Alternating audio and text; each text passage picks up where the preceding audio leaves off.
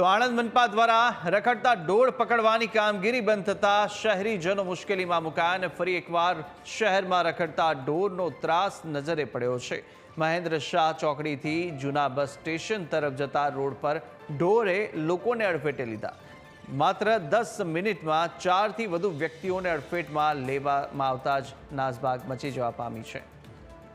તો રખડતા ઢોરનો ત્રાસ અત્યારે આણંદમાં જોવા મળી રહ્યો છે। મહત્વનું છે કે મનપા દ્વારા રખડતા ઢોર પકડવાની કામગીરી હાલ બંધ કરી દેવામાં આવી છે અને તેને જ કારણે જે શહેરીજનો છે, સ્થાનિકો છે, તે હવે મુશ્કેલીમાં મુકાયા છે। વધુ વિગતો મેળવીશું। સંવાદદાતા યોગીન પણ ફોનલાઈન પર જોડાઈ ચૂક્યા। યોગીન, જે રીતે વારંવાર આ પ્રકારના દ્રશ્યો સામે આવતા હોય છે, જો કે હાલ મનપા દ્વારા ઢોર પકડવાની કામગીરી બંધ કરવામાં આવીને છતાં પણ હજુ હવે જે દ્રશ્યો સામે આવી રહ્યા છે, લોકોમાં રોષ છે। શું વિગતો મળી રહી છે?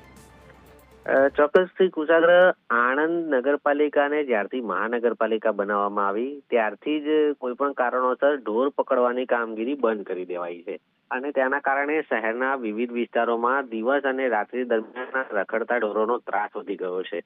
આજે રાતના સમયે તમે જોઈ શકો છો, એક હાંડિયો એ હદે વિફર્યો હતો કે તેણે 10 મિનિટના સમયમાં 4 થી 5 જેટલા લોકોને આ રીતે અડફેટે લીધા છે। સારી બાબત એ છે કે કોઈ વ્યક્તિઓને ગંભીર ઈજા થઈ નથી, પરંતુ જો આ રીતે રખડતા ઢોર આતંક મચાવતા રહેશે તો એ દિવસ દૂર નથી કે જ્યારે ભૂતકાળમાં લોકોના જીવ પણ ગયા છે આ પ્રકારની ઘટનાઓમાં। મહાનગરપાલિકા સત્વરે ફરીથી ઢોર પકડવાની કામગીરી શરૂ કરે તેવી લોકોની માંગ છે। કુશાગ્ર જી યોગીન, માહિતી સાથે જોડાવા બદલ આપનો આભાર।